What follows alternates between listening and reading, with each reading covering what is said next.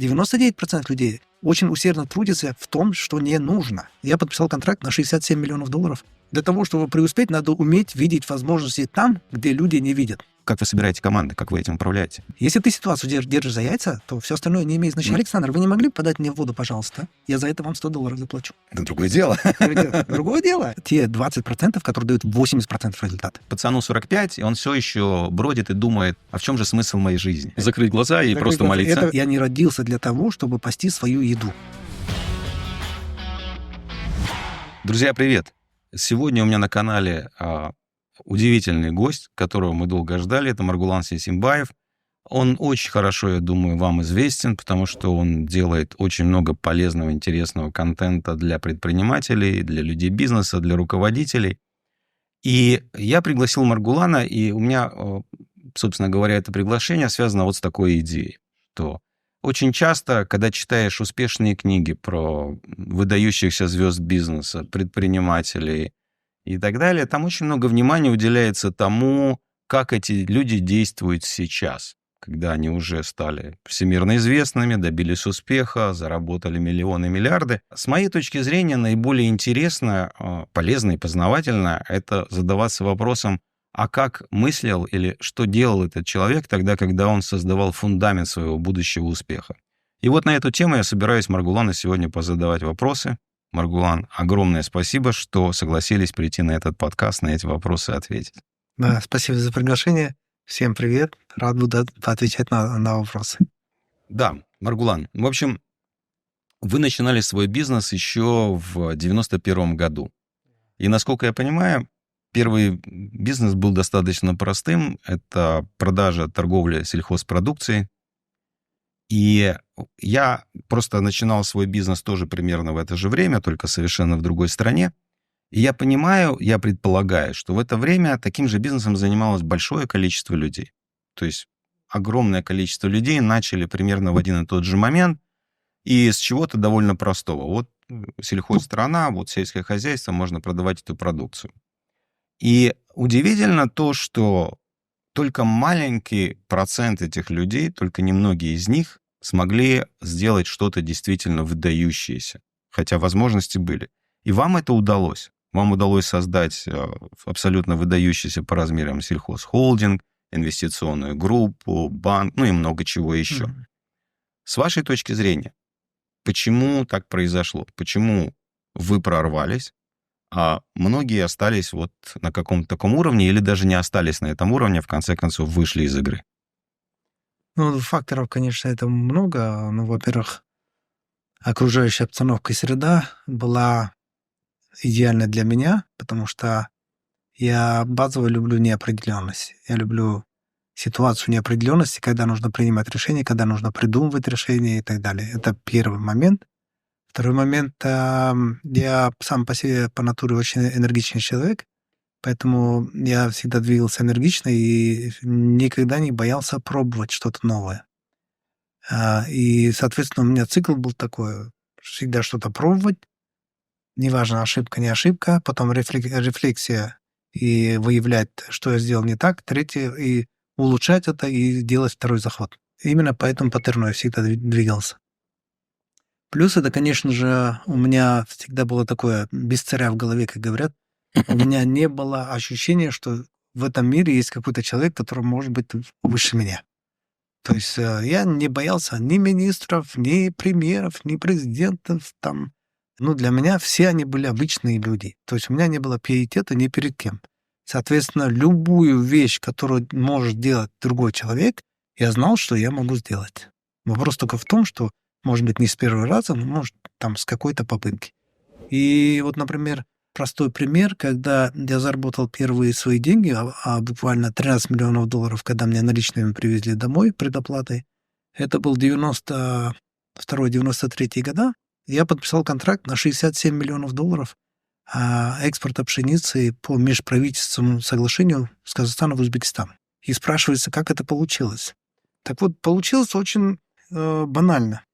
В Интерфаксе вышла маленькая заметка о том, что правительство Казахстана заключило соглашение с правительством Узбекистана на поставку 400 тысяч тонн пшеницы.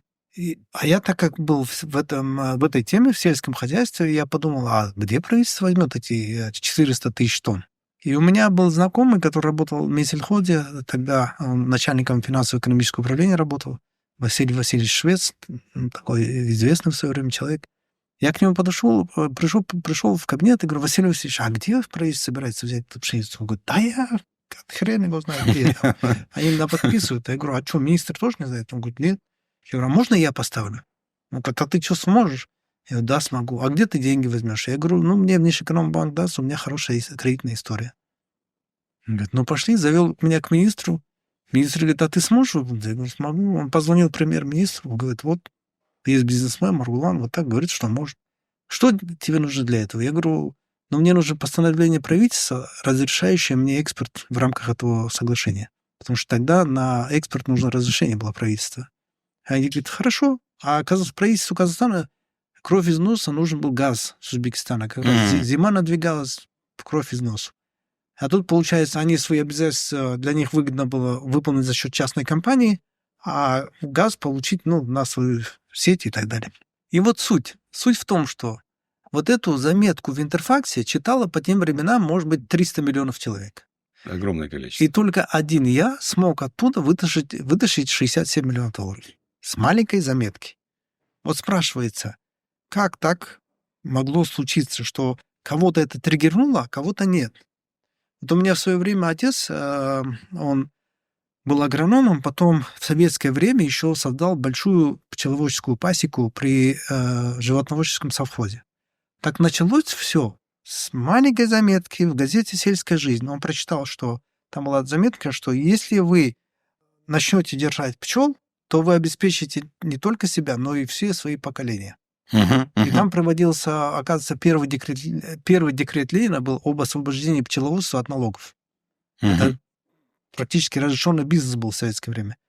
И вот отец пошел с этой заметкой, начал эту тему прорабатывать, и вот в 62 года он поступил в Киевский зооветный институт, закончил, получил диплом пчеловода, открыл и так далее. Тоже маленькая заметочка триггернула, он потом сделал большое дело. Также и у меня эта заметка в Интерфаксе. То есть я к тому, что для того, чтобы преуспеть, надо уметь видеть возможности там, где люди не видят. Потому что, смотрите, каждый день происходит огромное количество событий. Каждый день. Потому что мир динамичный, мир меняется. Каждый день происходит событие. И люди думают, что событие — это событие. На самом деле не так. Любое событие делает кому-то хорошо, а кому-то плохо. У меня есть даже такой тренинг для моих учеников, когда я говорю, напишите мне 50 событий, как вы на них сделали бы деньги. Просто надо взять событие, подумать, кому стало от этого события плохо, и подумать, как ему сделать теперь хорошо. Элементарно. И таким образом ты начинаешь видеть возможности в каждом событии. И вот это, наверное, основа умения видеть возможности, быть энергичным, не бояться ошибок, ну и без царя в голове. Ну, это на то, что вы говорите, это вообще невероятно.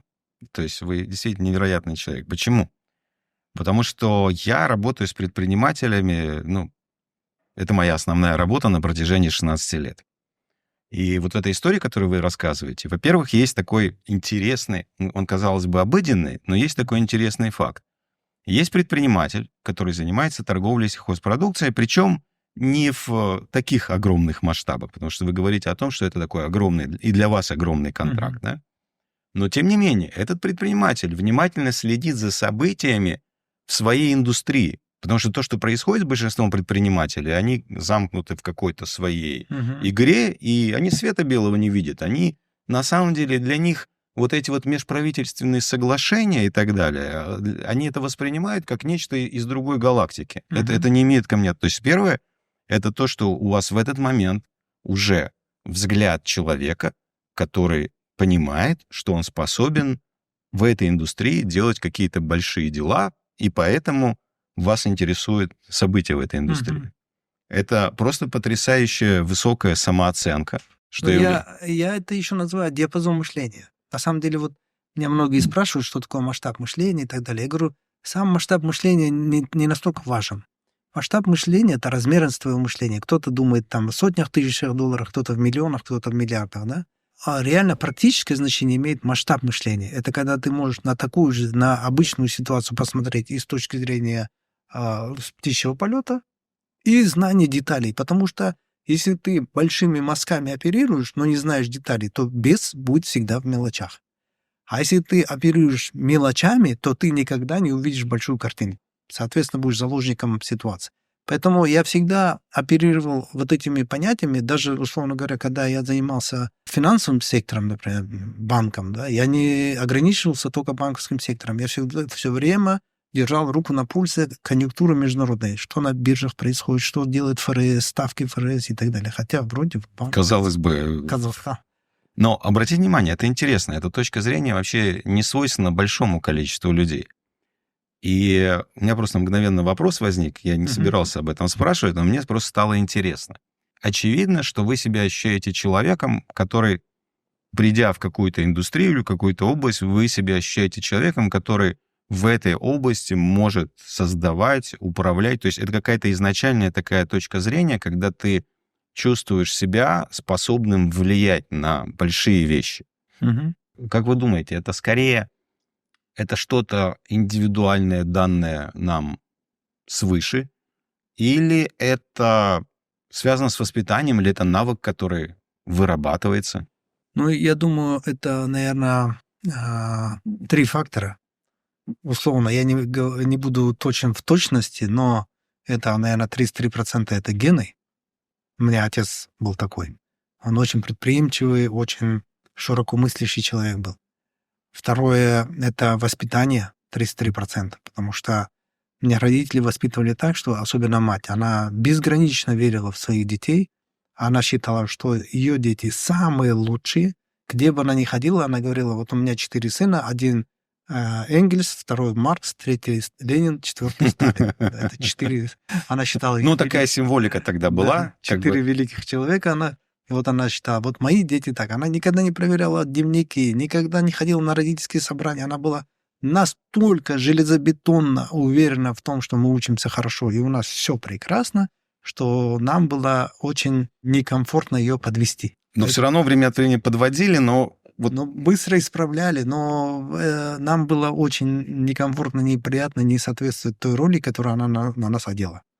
То есть это очень высокое доверие, которое тебе изначально дано, и которое ты хочешь оправдать. Ты не хочешь... Там феномен в том, что она нас очень воспитывала в нас очень высокую самооценку, и плюс к этому отец с матерью всегда подтверждали это действиями. То есть не так, что я тебе доверяю, это нет. Они прямо реально относились к нам как к таким людям. Вот. Даже вспоминаю случай, когда в 12 лет я пас баранов, увидел сайгаков, прибежал домой и отцу говорю, дай мне ружье, там сайгаки пасутся. Мы тогда сайгаков стреляли, в селе же. И он мне говорит, возьми там за сервантом, а он только купил новую двухстволку, вертикалку такую, 12 калибра, говорит, возьми за сервантом. Знаешь, где патроны? Я говорю, нет, там возьми выдвижной шкаф, возьми. А как сидел, телевизор смотрел, так и продолжал. Я взял ружье, выехал за поселок, а я до этого скакал возбужденный, потому что вот они ходят, думаю, отец даст, не даст ружье, даст, не даст. Вот, такое, думаю, весь и хочется, это детское же такое-то. И тут, когда отец так повел, я взял ружье, выехал за поселок, думаю, отец вообще что ли? Типа, что он дает, что делает? Я разобрал ружье, сложил в чехол, положил патроны, завернул в куртку и спрятал под кустом во враге. Чтобы вокруг народ не пугался. Нет, я спрятал для того, чтобы случайно не совершить ошибку, не сделать случайный выстрел и так далее. Я спрятал, целый день пас баранов, вечером пришел, взял ружье, собрал, зашел домой. Отец говорит, что, удалось что-нибудь пострелять? Я говорю, да нет, не подпустили. Но смотрите, уровень доверия к чему привело? Привело к тому, что я так боялся его подвести, что от себя спрятал ружье. От себя, от греха подальше. Это невероятная история. И вот 33%, наверное, это где-то, моя заслуга. Хотя, может быть, и не моя заслуга. Я бы сказал 25%. 25% это еще все-таки внешняя среда. Так сложилась ситуация.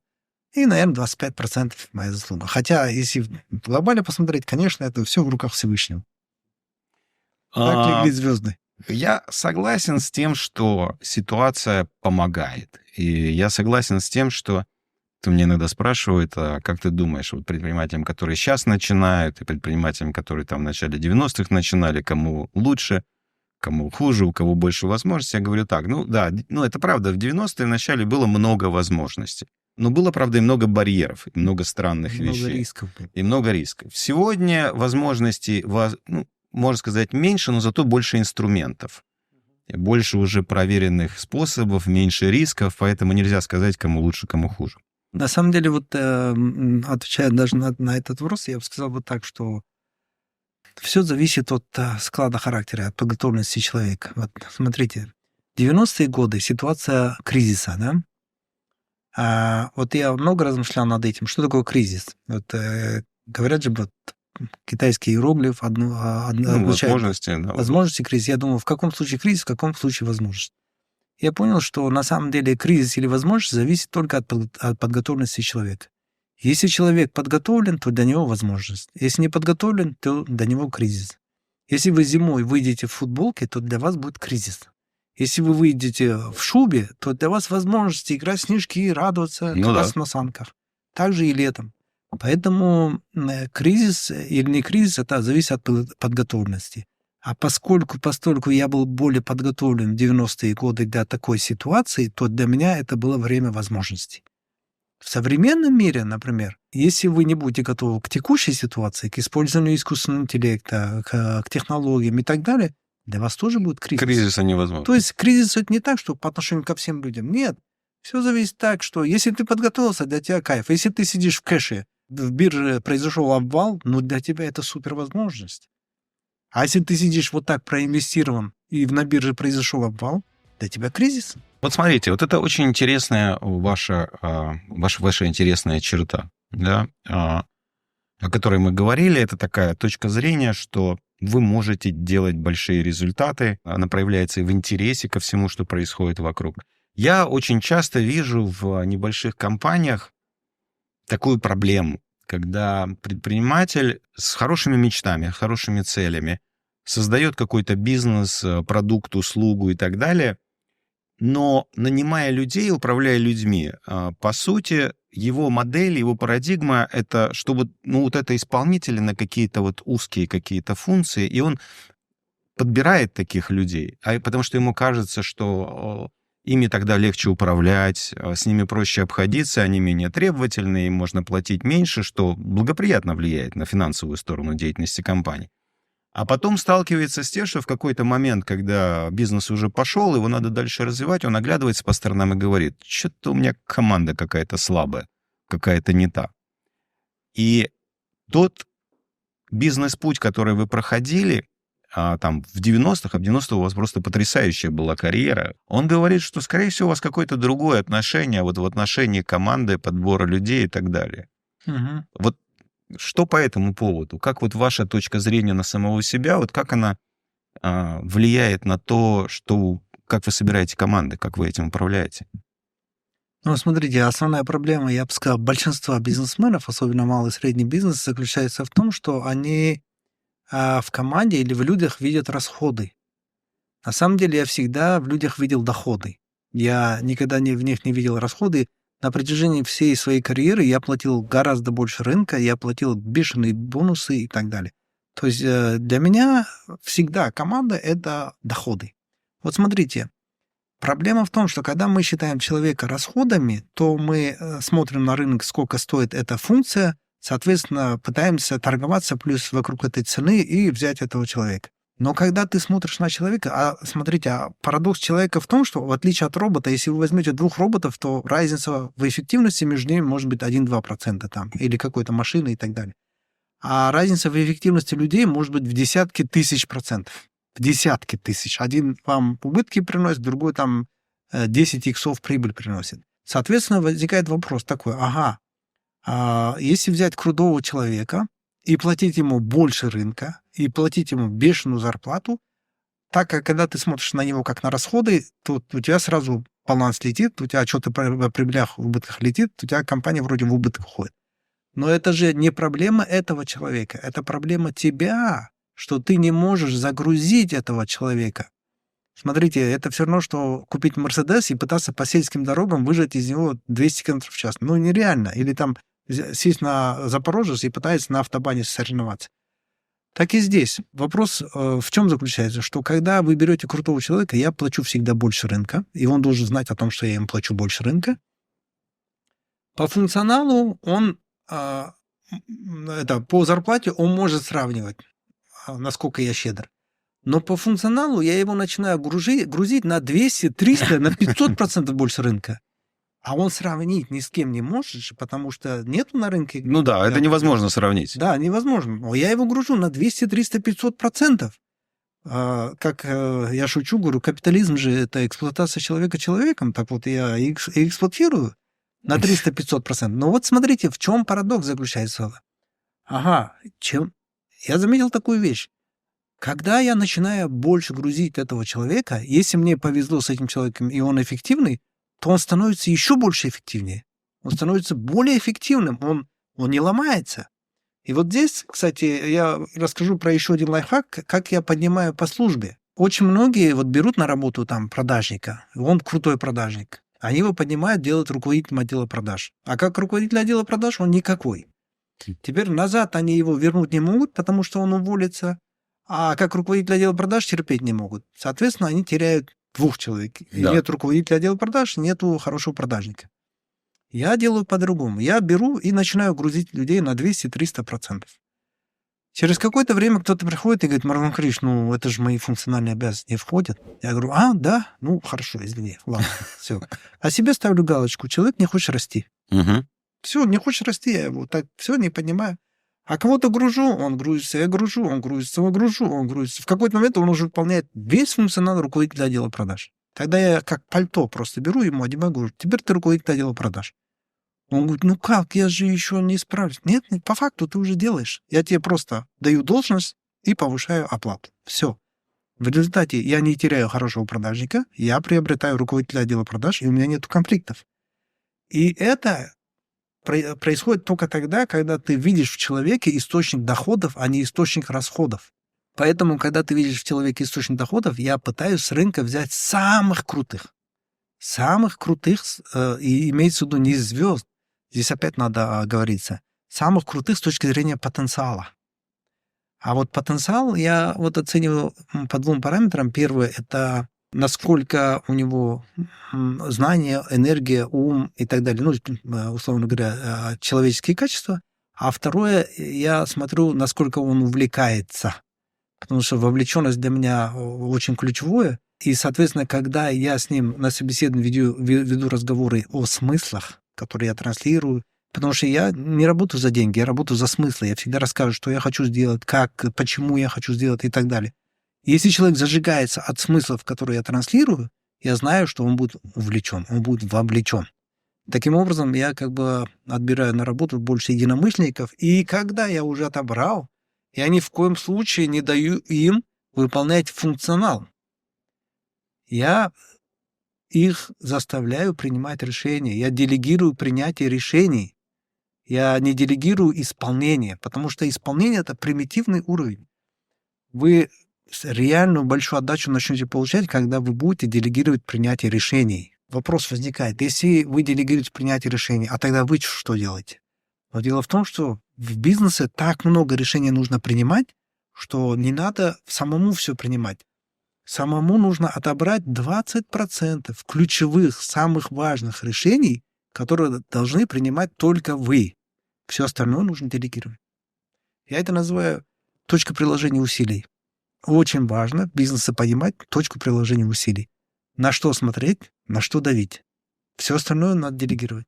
Очень круто. Я иногда сталкиваюсь с такой точкой зрения. Предприниматель, с одной стороны, хочет нанять очень толковых, способных ребят, которые помогут ему бизнес развивать. С другой стороны, где-то глубоко внутри он боится нанимать людей, которые в чем-то его сильнее, способнее, талантливее, что, в общем-то, нормально, потому что мы, конечно, все талантливые ребята, но у нас есть в какой-то области у нас таланты, а в какой-то области есть огромное количество гораздо более талантливых людей. Ну, это, по крайней мере, моя точка зрения. И что бы вы могли посоветовать таким людям, таким предпринимателям, которые испытывают вот этот внутренний страх, нанять более талантливого, более способного? Потому что здесь же есть еще один аспект. Понимаете, если этот парень более талантлив в какой-то области, то, скорее всего, я его не совсем понимаю. Я не знаю, вы обращали такое внимание или нет, что если есть специалист в какой-то области гораздо более глубокий, то я не в полной мере его понимаю. В какой-то степени, в общем, я понимаю, но так как он более глубокий специалист, я не очень его понимаю. Вот как преодолевать эту штуку, когда ты вынужден нанимать людей, которых ты не очень хорошо понимаешь, которые явно сильнее, талантливее тебя, и в отношении которых у предпринимателей часто возникает такой вопрос, а смогу ли этим человеком управлять? На самом деле это возникает из-за того, что не из-за понимания, а из-за того, что у человека нет критических факторов контроля. Я называю критический фактор контроля. Смотрите, в чем проблема. Дело в том, что этот мир устроен таким образом, что в нем управляет всем сила. Не закон, не религия, не этика, не мораль, а сила. Сила рулит всем. Раньше была физическая сила, потом была сила оружия, потом сила индустрии, сейчас сила технологий и так далее. Сила меняет одежды разные, но всегда рулит сила. Соответственно, когда раньше у человека там условно есть кольт, то он рулил людьми умнее себя, и он никогда не переживал. Почему? Потому что у него в руках был критический фактор контроля. Так. И этот человек в 10 раз умнее его выполнял его волю, потому что пистолет был у меня. Ну да. Так вот, еще другой пример приведу. Смотрите, что мы, предприниматели, делаем? Мы говорим, вот, например, я говорю вам, Александр, дайте мне воду. Вы можете дать, можете не дать. Я делаю другой заход и говорю, Александр, дайте, пожалуйста, воду. Не могли бы мне подать воду? Вы можете подать, можете не подать. Но я что сделал? Я увеличил свои шансы. Третий заход я делаю, говорю, Александр, вы не могли бы подать мне воду, пожалуйста? Я за это вам $100 заплачу. Это другое дело. Другое дело. Я уже шансы еще повысил, да? Но все равно, чувствуете, нигде нету 100% гарантии. Конечно. Теперь я беру, подхожу, хватаю вас за больное место, прокручиваю 1,5 оборота и грубым голосом говорю, Саша, быстро мне воду принес. Так. И Саша пошел и принес. Так. Почему? Потому что я взял за живое место, за чувствительное место. Это критический фактор контроля. Условно говоря, когда ты держишь ситуацию за яйца. Угу. Если ты ситуацию держишь за яйца, то все остальное не имеет значения, насколько человек тут умен. Так вот, вы должны, как предприниматели, всегда понимать, в чем ваш критический фактор контроля. Если вы зарабатываете деньги, и денежки текут к вам мимо рук десятков сотрудников, именно в ваш карман, это говорит о том, что у вас есть что-то, что заставляет деньги приходить именно к вам, а не к нему или к другому. То есть у вас есть критический фактор контроля, значит, вам нужно его найти и им пользоваться. Например, у предпринимателя есть ресторан. Он его раскручивает. Ко мне подходил один парень, 5 лет, раскручивает ресторан. Все круто, у него все круто получается. Я говорю, арендодатель цену поднимает. Я говорю, молодец, ты что, только до этого допер?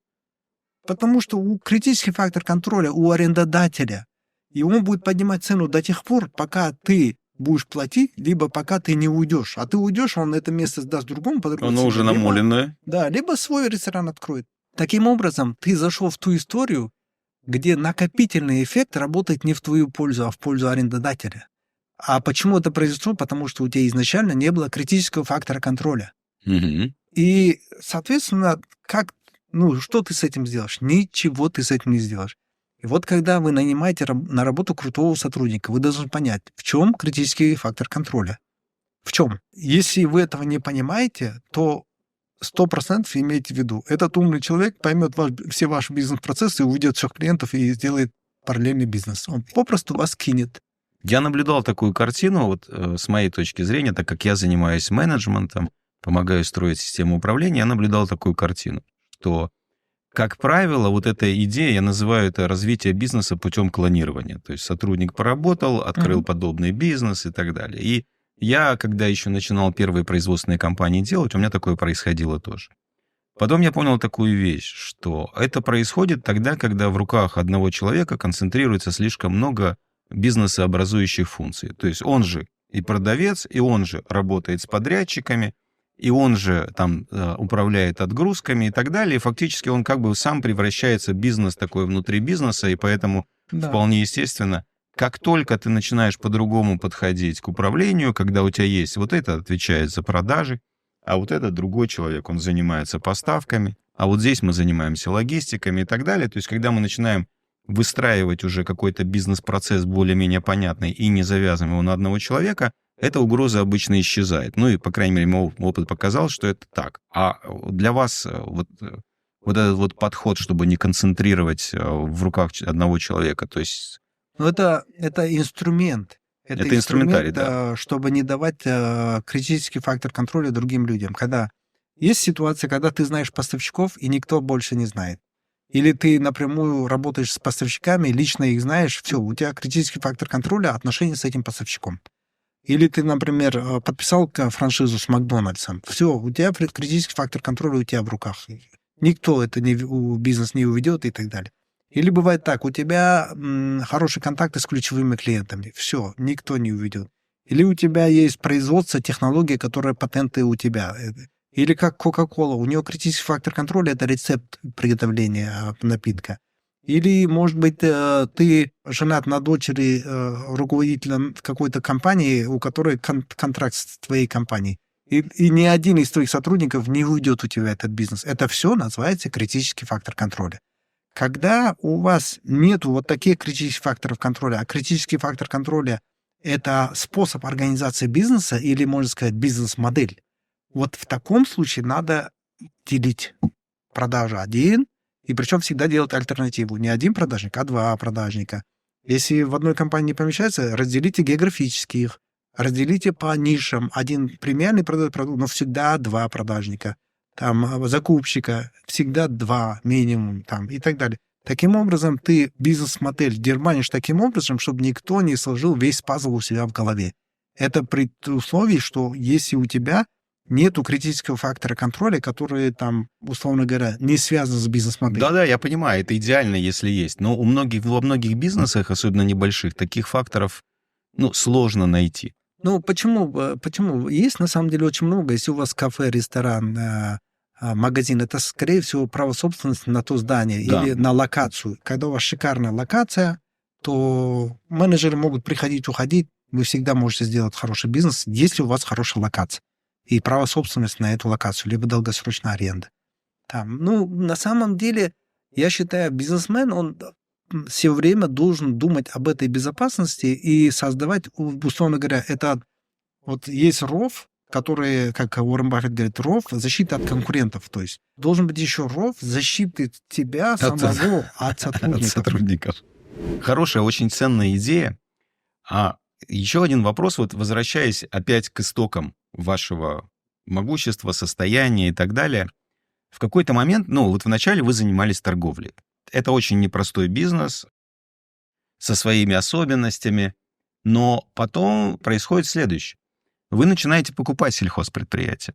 Я начинаю сначала строить. Строить, а потом покупать сельхозпредприятия. Да. То есть от торговли вы переходите к производству, а потом еще следующий пивот, когда вы начинаете покупать, объединять, выигрывать конкурсы и так далее, и создавать большую компанию, которую вы потом вывели на IPO достаточно быстро и успешно. И мой опыт говорит, что для того, чтобы такое происходило, понимаете, это же не просто, давайте так, это же не просто масштаб вашей личности, который, безусловно, огромен, но это же еще означает, что это какой-то инструментарий поменялся. То есть какой-то у вас, то, что я наблюдаю в вашей карьере, вы очень последовательно и очень успешно меняете инструментарий, переходя на инструментарий более высокой сложности.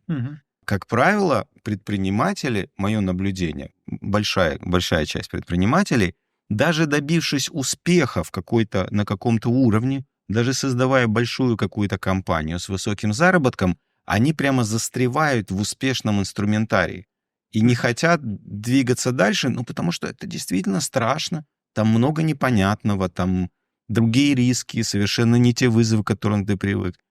Как вам удается все время осваивать инструментарий следующего уровня в бизнесе? Но на самом деле я что делаю? Я всегда делаю так. Любой бизнес, сколько из жизни помню, когда я начинаю, я все делаю своими руками, ногами и так далее. То есть досконально до мелочей.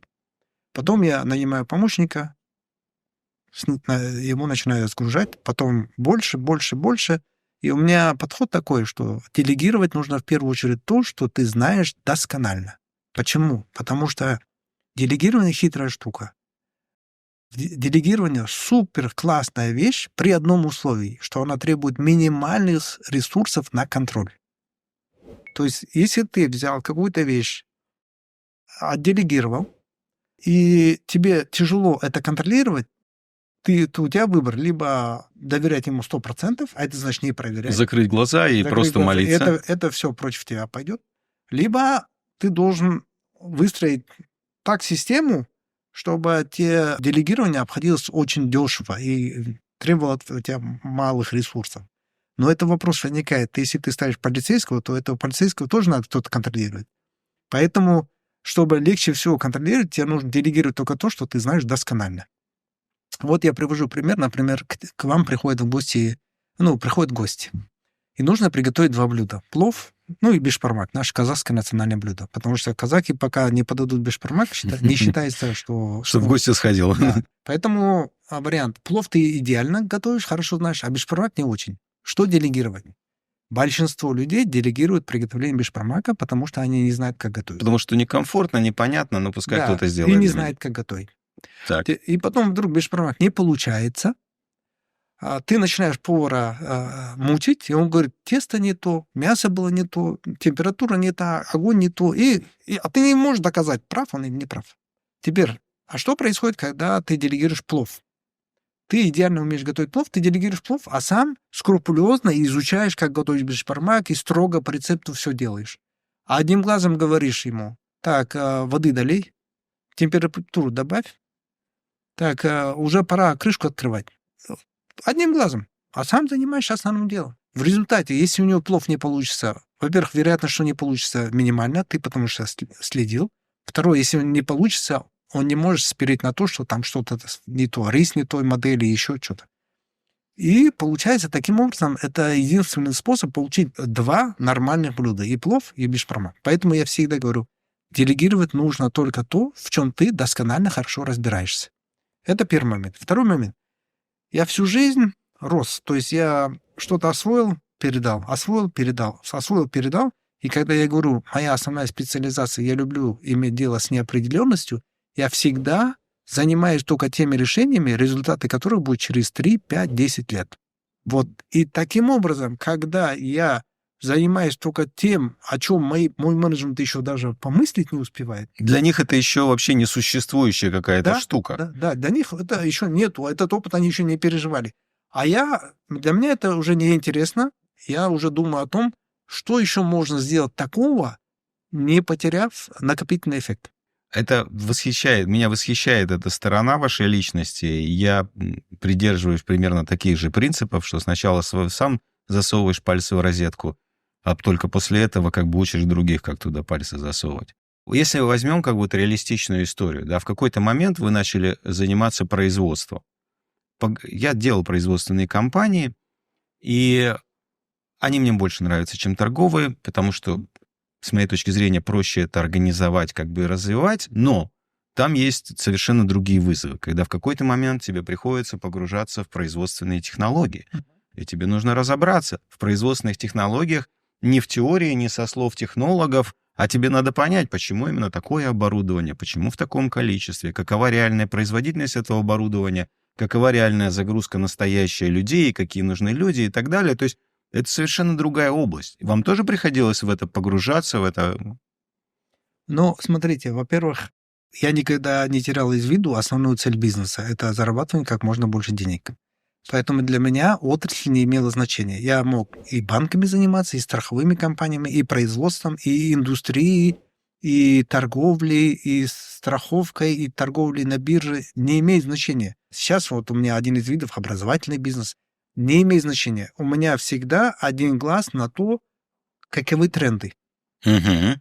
У меня один даже друг говорит, ты прям просто страшный охотник за трендами. Каждый тренд ловишь, говорит. Вот был тренд телекоммуникаций, ты его поймал. Был тренд банков, ты его поймал. Сейчас тренд инфобиза там или личного бренда, ты его поймал. Слава Почему? богу, приятно услышать, что это тренд. Не зря мы это делаем так хорошо. Да. И говорит, ну, как у тебя удается каждый тренд ловить? Вот буквально каждый тренд. Потому что так ты можешь упахаться. Если ты работаешь не в той отрасли, в которой не на тренде, то бесполезно. Ты будешь только зарабатывать небольшую операционную прибыль, ты будешь жить зажиточной жизнью. А что надо делать-то, чтобы видеть тренды хотя бы, ну, может быть, не так, как Маргулан это видит, но хотя бы в каком-то приближении? Ну вот сейчас продолжу отвечу на вопрос. Вот смотри, теперь то, что касается производства. Когда я занимаюсь производством, моя цель основная — это понять основные принципы. Вот я когда строил бумажный комбинат, например, в Казахстане, он был единственный, до сих пор он 60% рынка держит, монополист практически. Я что сделал? Я съездил в Турцию, в Германию, в Италию, во Францию и объездил все основные там бумажные заводы. Я посмотрел, как это работает, каковы принципы, что важно, что не важно и так далее, и так далее. Пока вот все не изучил. Как только я все изучил, это при том, что мне пришла команда с бизнес-планом, со всем, я сначала все посмотрел на бумаге, потом команде сказал, докажите, что это работает именно так, тогда я профинансирую. Потом мы поехали по этим странам и закончили тем, что я нашел в Италии действующий завод, и мы просто демонтировали этот завод, привезли в Казахстан и поставили. Разбираться в деталях я прямо люблю. И это требует времени, потому что даже сделать эти поездки и собрать всю эту информацию, своими глазами убедиться, это большая домашняя работа. Это конечно. Конечно. Я вообще считаю, любая импровизация — это хорошо сделанная домашняя работа. Поэтому за любой вот такой кажущейся импровизацией и так далее, конечно, лежит очень много работы. Вот часто мне задают вопрос, там, что все-таки влияет на успех, там, усердие или там везение и так далее. Ну, я говорю так обычно. Смотрите, конечно, влияет на большие показатели, влияет везение. Но есть случайное везение, а есть закономерное везение. Так вот, закономерное везение приходит к тому, кто делает много усердия в том, что нужно. Потому что 99% людей очень усердно трудятся в том, что не нужно. Надо вычленить точку приложения усилий и на это давить. Вот я приведу еще другой пример. Опять вопрос возникает, мне задавали по поводу перфекционизма. Вы же, говорит, перфекционист, и в то же время, говорит, вы сейчас говорите, что вы не перфекционист. Я говорю, смотрите, давайте требует пояснения.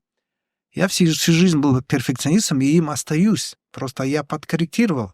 Сейчас я удовлетворяюсь эффективным несовершенством. Потому что если есть такая... То есть перфекционизм в эффективности, а не перфекционизм в каждой детали. Да, там дело в том, что есть кривая убывающей доходности, когда 80%, когда ты шлифуешь, это эффективно. Потом эффективность начинает падать. Усилия те же самые, а эффективность падает. Так вот, как это работает в жизни? Вот представьте, я строю 40-этажный небоскреб. Так вот, на стадии фундамента и первых 2 этажей я перфекционист, более того, я параноик, я контролирую все, и я там нахожусь 24 часа в сутках. Почему? Потому что есть математический закон, который гласит, это чувствительность к начальным условиям. Малейшая ошибка, допущенная в начальных условиях, приводит к катастрофическим последствиям в конце. Поэтому маленький мой косяк в фундаменте на 37-м этаже мой инженер прибежит с такими глазами и скажет, Маргулан Ильич, надо здание сносить, оно у нас покривилось. Ну да. Поэтому вот на стадии фундамента я здесь параноик, перфекционист. 1-2 этаж. Почему? Потому что люди могут потрогать материал, а по материалам 1-2 этажа они судят о материалах всего небоскреба. Поэтому то, что можно пощупать, потрогать, это опять я перфекционист. А дальше, когда я задал траекторию, я отдаю команде. И я знаю, команда не сможет здание в бок построить. Она может только... Ну да, ничего не поделаешь. Только вот так. Ну, а если там что-то не так, там можно и подкорректировать. А там уже не то окно вставили, поменять нужно, ничего страшного. Но Когда здание закончено, люди будут говорить, конечно же, Маргулан там 20% всего поработал, там что, первые пару этажей, фундамент. То есть на первых этапах большое вовлечение, большое внимание к деталям, много... Это те 20%, которые дают 80% результата. Вот именно то, как ты поставишь на рельсы. Вот как ты поставил на рельсы, вот как говорят, как корабль назовешь, так и поплывет. Я в паранойю вплоть до выбора названия. Для меня очень большое значение имеет, как называется компания. Я выбираю название, выбираю дизайн, делаю презентацию. Вот эту всю часть я делаю. А дальше да, конечно. Очень крутая точка зрения. А если говорить о простых таких, знаете, вещах обыденных, вот в какой-то момент вы начали заниматься, например, приобретать компании, объединять компании. У вас были успешные, абсолютно потрясающие кейсы, успешные там приобретения мобильных операторов, развития, продажи и так далее. То есть такие вещи, они требуют совершенно другого пласта знаний, не предпринимательского. Это понимание того, как компании оцениваются, какой у них жизненный цикл. Это много данных, связанных с цифрами. Это понимание многих юридических аспектов в этой области, особенности работы с инвесторами. То есть это совершенно другой как бы информационный пласт, которым обычно там предприниматели не владеют. И вам в какой-то момент в это все надо нырнуть, погрузиться. Как вот для Маргулана это выглядит? Вот как вы туда, например, ныряете вот в такую новую для себя область?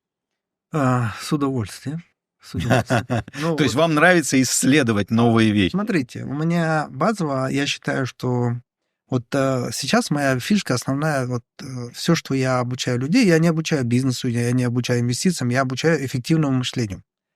То есть эффективное мышление, которое основано на мудрости. Так вот, в чем фишка эффективного мышления?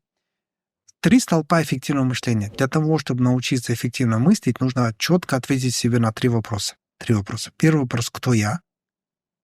Второй вопрос — каков этот мир? И третий вопрос — каково мое место в этом мире? Так вот, когда мы говорим «кто я», я позиционирую себя, я исследователь этой жизни, изучающий законы эффективности, созданного Аллахом, и делящийся результатами своих исследований с людьми. Вот кто я. Так. Соответственно, эта фраза «я исследователь» подразумевает, что я все время должен что-то исследовать. И не все подряд, а именно законы эффективности, то есть узкая сфера исследований. Это значит, что бы я ни нашел, я не называю, не утверждаю, а я говорю, это гипотеза. И пока эта гипотеза не подтвердит себя цифрами, фактами и опытом, я это не признаю за истину. То есть я исповедую научный подход, когда любое... Ну, это классический научный подход. Да, должен быть повторяемость, проверяемость, возобновляемость и так далее. То есть, таким образом, вот само позиционирование уже мое, ответ на вопрос «кто я?», оно задает уже то, какие инструменты я должен использовать, как я должен действовать, как я должен относиться к ошибкам, потому что если обычный предприниматель делает одну попытку, вторую, третью, четвертую, и после каждой неудачи у него мотивация падает, то ученый, он знает, что из 10 попыток только 10 будет успешная. Так вот, на 7-й, 8-й попытке он удваивает усилия, потому что он чует, что успех скоро рядом. Угу. Так у меня, чем больше неудач, тем больше у меня мотивации. А это откуда происходит? Это происходит от четкого понимания, кто я, каков этот мир и каково мое место в этом мире. Но это большой философский вопрос, но база для того, чтобы научиться эффективно мыслить, человек должен для себя ответить вот эти 3 вещи. Теперь, как находить тренды? Дело в том, что такое тренды? Вообще, если расшифровать тренды, это любой процесс роста. Роста чего-то. Это может выражаться в деньгах, может выражаться в популярности, может выражаться еще в чем-то. Но роста чего? Если задуматься, любой тренд — это рост внимания аудитории. Да, я согласен. Внимание. Любое. Да. То есть количество денег, цена любого актива зависит от внимания, от того, насколько популярен этот актив. Крипта популярна, она растет. Не популярна, она падает. Акции то же самое. Популярно любой артист, растут. любой спортсмен и так далее.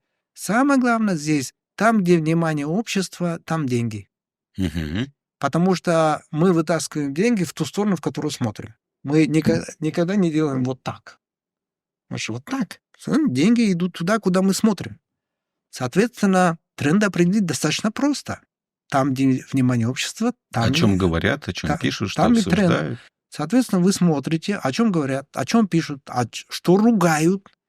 А теперь вопрос возникает, что привлекает внимание? Внимание привлекает любая эмоция. Ненависть, любовь, это все привлекает внимание. Вы можете что-то ненавидеть, но это главное внимание, и от этого актив только растет. Потом я обращаю внимание на то, что в обществе говорят, о чем говорят, как говорят, безразлично или эмоционально, ругают или хейтят, или наоборот... То есть эмоциональная составляющая — это такой индикатор. Я смотрю на события и на новости, и смотрю, во-первых, как часто они повторяются, второе, смотрю на эмоциональный окрас. И я сразу мысленно представляю, на чем это отразится. Что будет расти. Я сразу понимаю, покупать, не покупать и так далее.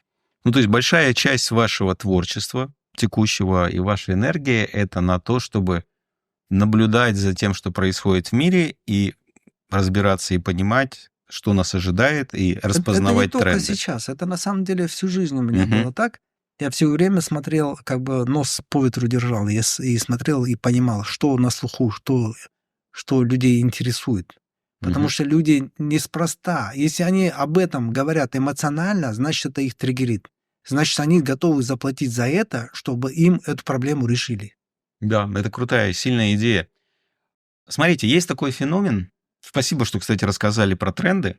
Это хорошее, очень интересное, ценное наблюдение. Я думаю, что каждый, вот если об этом задумается, сможет эту идею начать использовать в жизни. Есть такой феномен, который я наблюдал, я называю его долиной забвения. Что это такое?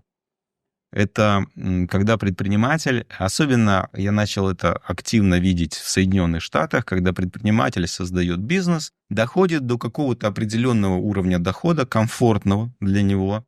А комфортный уровень дохода в Америке это, не знаю, $500 000 в год. Это для большинства предпринимателей, владельцев небольшой компании, это комфортный уровень дохода. $500 000 в год позволяет тебе иметь очень хороший дом, необходимое количество машин, обучать детей, путешествовать, в общем, жить такой полноценной жизнью. И я просто вижу, что огромный процент компаний, бизнесов доходит до вот этой вот долины забвения или долины комфорта, и предприниматели скисают. Они не двигаются дальше, хотя есть все, есть рыночные возможности, есть все инструменты. Для кого-то это является только лишь, знаете, таким стартом. Вот, наконец, я, грубо говоря, вот теперь-то я могу вдохнуть полной грудью и по-настоящему рвануть, а для многих, для большего количества, это уже фактически финиш. Угу. И вот вопрос. Почему так происходит? Почему для кого-то это только набраться в грудь воздуха перед стартом, а для кого-то это уже финиш? И можно ли это как-то изменить? Это вопрос смыслов. Вот когда вы говорите о хорошей комфортной жизни, нет, это хорошее комфортное существование. Я согласен. Да, потому что материальный достаток, он абсолютно не определяет качество жизни. Качество жизни в плане того, что там хорошо одеть, что-то покушать, это да. Я имею в виду качество, смысловое качество жизни. То есть ты, условно говоря, что толку, что человек там, условно, в Макдональдсе наелся, или ты в Мишлен-ресторане наелся, в конечном итоге продукт у вас у обоих будет одинаковый. Особенно если ты в Мишлене будешь есть каждый день, то я думаю, что через какое-то время ты уже будешь это воспринимать... Там тоже работает кривая убывающей доходности. Вообще у нас жизнь вся построена на законе убывающей доходности. Когда вы покупаете первый Мерседес, это один всплеск эмоций, когда 10-й у вас уже нет. Когда у вас один друг, это дорогой друг, когда 10-й друг, это или как в Фейсбуке 5000-й друг, вообще девальвируется все. В этом мире девальвируется практически все, почти все. Поэтому кривая убывающей доходности, она убивает все. И единственное, что на самом деле может драйвить человека за пределами материального мира, это смысл. Смыслы — это то, что придает вообще ценность нашей жизни. Как Стив Джобс не зря говорил в свое время, смерть — это единственная вещь, которая дает смысл всей нашей жизни. То есть осознание смерти. Вот смотрите, вообще смысл... удивительная такая вещь, что смерть дает смысл нашей жизни, и недостаток ресурсов дает смысл нашей жизни. Потому что, смотрите на жизнь наших отцов и дедов, они были относительно счастливы. Они были несчастливы в материальном плане и физическом. Голод, холод, лишение, недостаток еды, крова и так далее. Но они, по крайней мере, мой отец был абсолютно счастлив в духовном плане, потому что у него была цель — построить коммунизм.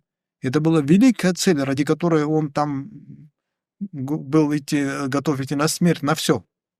У него в душе был покой и порядок, потому что он четко понимал, что такое хорошо, что такое плохо, к чему надо стремиться, как надо менять мир и в каком мире он хотел бы оставить своих детей, чтобы жили, да? И вот проблема сегодняшнего мира заключается в том, что и есть такая прямая корреляция. Чем выше достаток человека, тем меньше у него смысла. Потому что у него исчезают какие-то смыслы, которые он удовлетворил. Чем больше ресурсов, тем меньше смыслов. Смысл дает дефицит ресурсов. Ограниченность ресурсов дает смысл.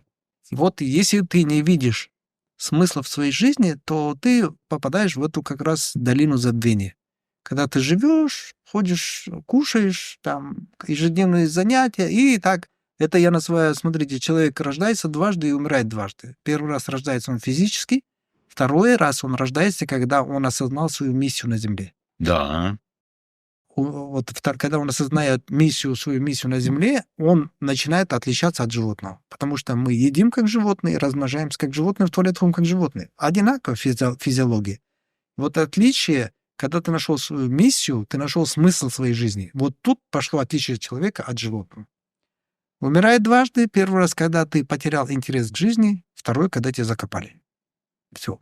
К сожалению, многие теряют интерес к жизни уже в 40 лет, а закапывают их в 80. Да. Здесь возникает следующий вопрос. У меня есть своя точка зрения по этому поводу, но мне интересно услышать вашу точку зрения. Откуда берется миссия?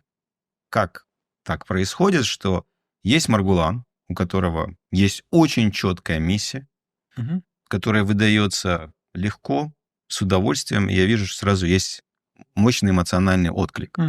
А есть люди, которые, понимаете, пацану 45, и он все еще бродит и думает, а в чем же смысл моей жизни? Вот откуда это берется? Вот смотрите, у меня, вот когда я говорил, для эффективного мышления нужно ответить на 3 вопроса. Кто я, каков мир и каково мое место в этом мире. Вот каков этот мир, я описываю так. Этот мир — мультивариантная, многоуровневая игровая реальность. Полностью согласен. Я полностью согласен с этой концепцией. Многоуровневая и игровая. Почему игровая? Потому что в этом мире в нашей жизни встроены игровые механики. Это царь горы, это борьба за ресурсы, кто первый, там, это соревновательные моменты и так далее.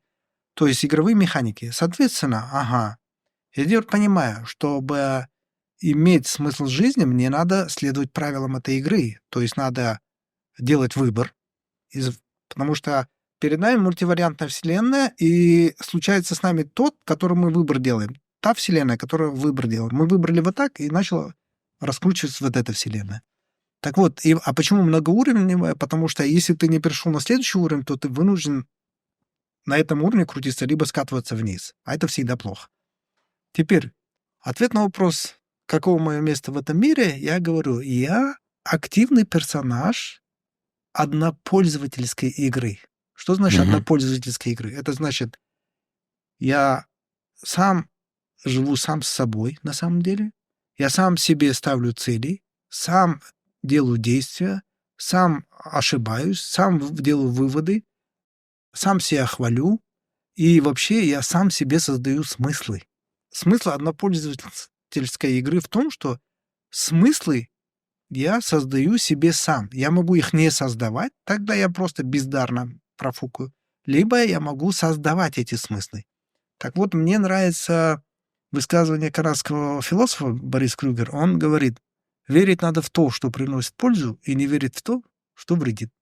Это хорошая, сильная концепция. В каком возрасте вы осознали, что у вас есть миссия определенная? Смотрите, на самом деле, это может быть мама мне в сознание внедрила. У меня на руке есть такое темное родимое пятно. Ну, не совсем прям темное, ну, чуть-чуть такое. Темнее, чем остальная кожа. И она мне все время твердила, говорит, смотри, у тебя пятно, это отметка Бога, и у тебя особая миссия в этой жизни. И она мне это так внедрила, а я так бесконечно верил, что она недостаток превратила в достоинство. И я горжусь своим пятном, на самом деле. Я считаю, что действительно, что это отметка. Таким образом, с детства она мне внушала, что у меня есть особая миссия в этой жизни. Это первый момент. Второй момент. Когда я начал скатываться в обычную колею, начал пасти баранов после школы, когда я пас баранов, меня на самом деле осенило, на второй год. Я глядел на своих баранов, это уже фраза известная стала в интернете. Я смотрел на своих баранов, и меня осенила мысль, я не родился для того, чтобы пасти свою еду. И это на самом деле уже была миссия, которая говорила, я не для того родился, чтобы быть озабоченным материальным миром. Я пришел сюда для того, чтобы делать что-то, выходящее за пределы материального мира. И вот с тех пор я не изменял той миссии. Я все время делал, когда я даже делал бизнес и так далее, или зарабатывал деньги, у меня не было мысли зарабатывать деньги. Я делал что-то большее, гораздо больше, чем деньги. И вот когда ты делаешь гораздо больше, чем деньги, деньги приходят как побочный продукт твоей эффективной деятельности. Спасибо. У меня есть такая идея, что, если сделать прямо сухой, как говорится, остаток в отношении этого вопроса, то мы придем к какому-то выводу, что вообще наша миссия в жизни, это просто наше решение. Мы решаем, что вот это наша миссия. Не так, на самом деле. Во-первых, миссия — это служение. И если понимать этот мир полностью состоит из круговорота энергии. Как еще Никола Тесла сказал, на самом деле весь наш этот мир — это сплошной круговорот энергии. Так вот, если мы хапаем только себе богатство, звание и так далее, то мир начинает закрываться от нас. То есть, смотрите, представьте, что вы тянете канат на себя. Канат — это деньги, а на той стороне будет стоять ваша семья, родственники, друзья, сотрудники, поставщики, покупатели, налоговики, бандиты. Но они победят рано или поздно, какой бы ты сильный ни был. Да, они победят. Соответственно, тебе нужно стать на ту сторону и им помочь заработать деньги. Соответственно, миссия — это всегда от себя. Это служение. Служение кому-то. Так вот, до тех пор, пока мы не будем служить другим, мы не будем получать от них энергию. А энергия от людей приходит в виде денег, в виде благодарности, в виде похвалы, в виде репутации, в виде славы, в виде признания и так далее. А мы все люди хотим признания. Все без исключения. Все 100% людей. Мы все хотим признания. Просто кто-то себе затрамбовал поглубже, а кто-то нет, но эта потребность все равно есть. Так вот, для того, чтобы распаковать свою личность, тебе нужно начать служить другим. И вот здесь... Но есть разные способы служения другим. Все равно мы же выбираем какие-то определенные способы. Вот здесь вопрос, да, через какие способы проявляться или служить людям. Для этого нужно выявить то, что тебя эмоционально триггерит. Есть фундаментальные потребности людей, такие как выживание, размножение, признание и влияние. Это я называю фундаментальные вещи. В выживание входит еда, сон, одежда, кровь и так далее. Это зарабатывание денег, сохранение денег и так далее. Размножение — это любовь, отношения, социум и так далее. Влияние — это, понятно, желание менять мир, признание и так далее. Так вот, нужно понять, что тебя триггерит больше. То есть миссия — это всегда служение, которое ты выбираешь, да. Но хорошая гармоничная миссия для человека — это та миссия, которая вызывает у тебя самого эмоциональный отклик, тот вид служения. Да. И вот этот эмоциональный отклик, он тебе дает энергию. Когда, например, для кого-то, самой важной ценностью является свобода. Вот для кого-то свобода. Вот он, должен помогать другим людям обретать свободу. И, по-видимому, занимается какой-то общественно-политической деятельностью и чем-то таким. И это его будет драйвить, потому что его само триггерит свобода. А для кого-то справедливость. И он будет бороться с преступностью И он или будет создавать бороться законы везде, да, и или он что-то будет, и еще. заметьте, когда он находит свою часть, у него сразу как будто открывается дыхание, он может производить огромное количество контента. Вот если я топлю за справедливость, я могу кучу произвести контента по поводу справедливости, важности справедливости на бытовом уровне, на верхнем уровне, везде и так далее. Потому что я сам горю, у меня глаза горят, у меня пена со рта, и люди, я уже настолько вовлечен в это, что люди не могут не пойти за мной. А когда они меня слушают и видят мои заинтересованные глаза, они благодарят меня, они следуют за мной, у меня создается круг общения единомышленников. И все, я уже занимаюсь своей миссией. И это наполняет меня энергией, я радостный, я довольный, у меня куча энергии, и я топлю за одну ценность. Вот как находить надо вещи. То есть это не просто выбор, а именно это сначала нужно всковырнуть то, что в тебе уже есть. Вот из этих фундаментальных ценностей у каждого человека разные триггеры. Я с этим согласен. Когда-то один из известный консультант, он из Нью-Йорка, из Бронкса, когда-то, это много лет назад было, я был на его мастер-классе, и он как раз рассказывал идею о том, что он помогает детям найти свое призвание. И там, кстати, методика примерно в этом заключается. Мне очень понравилось. У него была очень изящная идея. Он предлагал сделать простую вещь. Он предлагал посмотреть на свою жизнь, сделать такую ретроспективу и найти такие моменты в жизни, когда человек получал просто высокие эмоции от самой деятельности. Не так важно, приносила она деньги или нет, что-то она не приносила, насколько это было полезно или умно в будущем.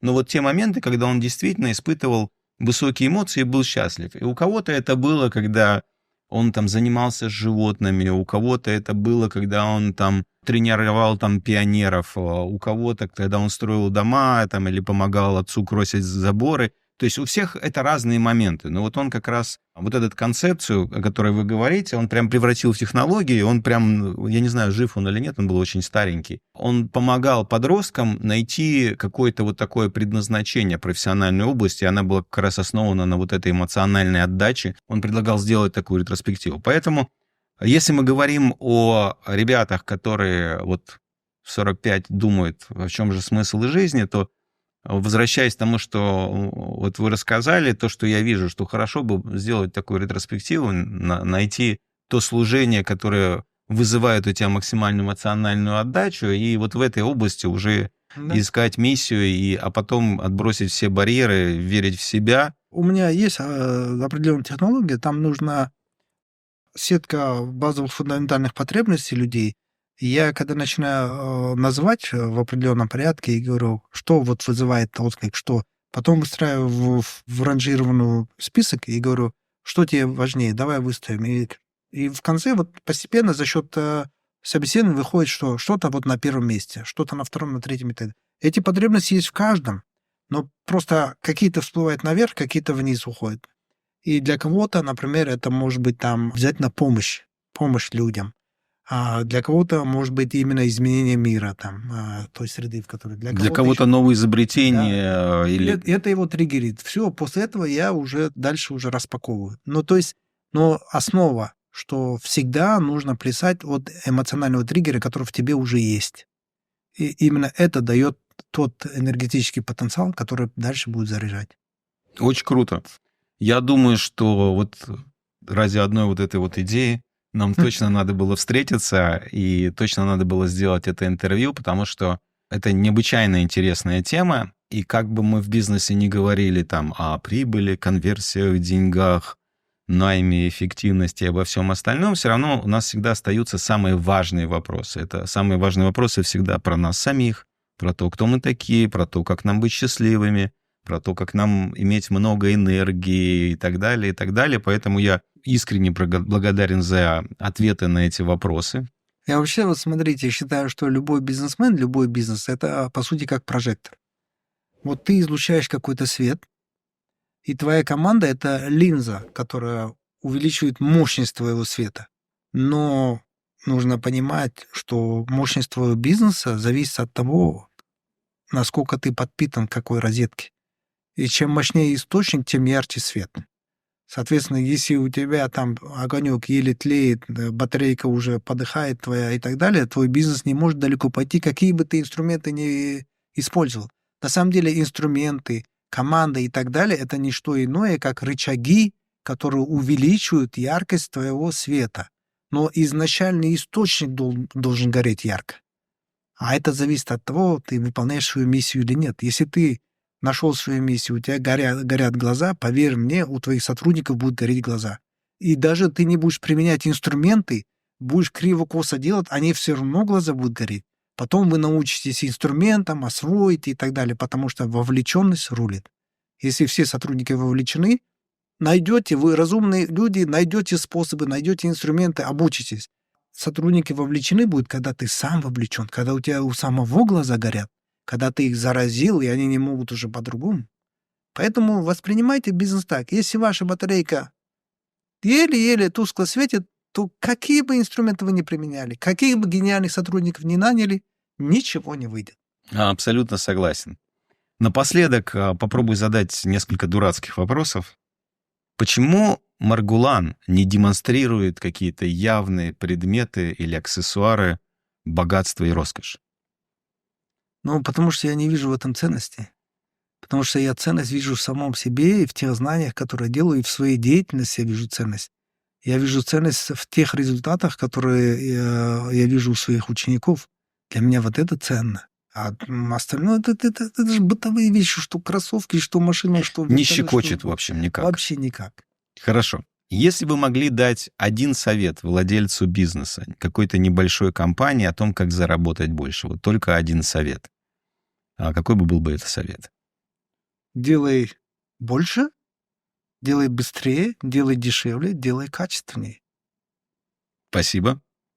Всех, естественно, ваша личность очень многих людей интересует, восхищает, потому что мысли, которые вы доносите, это всегда глубокие вещи. Это очень круто. Спасибо. Потому что сегодняшний мир живет немножко по таким законам: так, не морочь мне голову, просто скажи, что конкретно сделать, на какую кнопку нажать. Вот это вот не надо мне вот эти сложные сложности. Ты мне просто скажи, в какую кассу засунуть деньги или на какую кнопку надавить, да? А то, что вы делаете, мне очень нравится, потому что это всегда глубина. Да, вопрос. Топ-3 привычки, которые, наверное, в себе стоит развивать. Ну, первое, наверное, это всегда пробовать. Всегда пробовать. Если неделя не прошла, и ты не попробовал что-то новое, ну, естественно, положительное, не разрушительное, то ты прожил ее зря. Смотрите, потому что легко что-то новое изучать, легко планировать, сложно пробовать. Да, это точно. Книжку читать проще, это безопасно, она не кусается. Вот, к сожалению, большинство людей там занимаются тренинги, курсы проходят, вечно курсы. А когда что-то сделать конкретно? Согласен. Вот эта часть начать не могут, пробовать не могут. А почему? А там целый комплекс ворох проблем. Это боязнь совершить ошибку, это комплекс неполноценности, неуверенность, низкая самооценка, куча всего. Поэтому первое — это вырабатывать привычку постоянно пробовать. Соответственно, чем чаще и больше ты пробуешь, тем больше ошибок ты совершаешь. Соответственно, вторая привычка — это ежедневная рефлексия. Вечером. Что я сделал сегодня такого, которое прямо влияет на рост моей прибыли? Мне надо этому научиться еще. Этой привычки у меня пока нет. Вот у меня рефлексия — это... Вот у меня 2 любимых дела есть. Планирование, рефлексия. 2 самых любимых. Утром планирование, вечером рефлексия. И третье — это процесс постоянного совершенствования. Это делать вторую попытку, но лучше первой. А потом рефлексия, потом третью попытку, лучше второй. И так, и все. И это очень просто. Огромное спасибо, Маргулан. Невероятное абсолютно интервью. Мне было очень интересно. Спасибо то, как большое. вы отвечали на мои вопросы. Я надеюсь, что ребятам, которые смотрят мой канал, тоже это зайдет. Спасибо большое. Кайфово. Спасибо.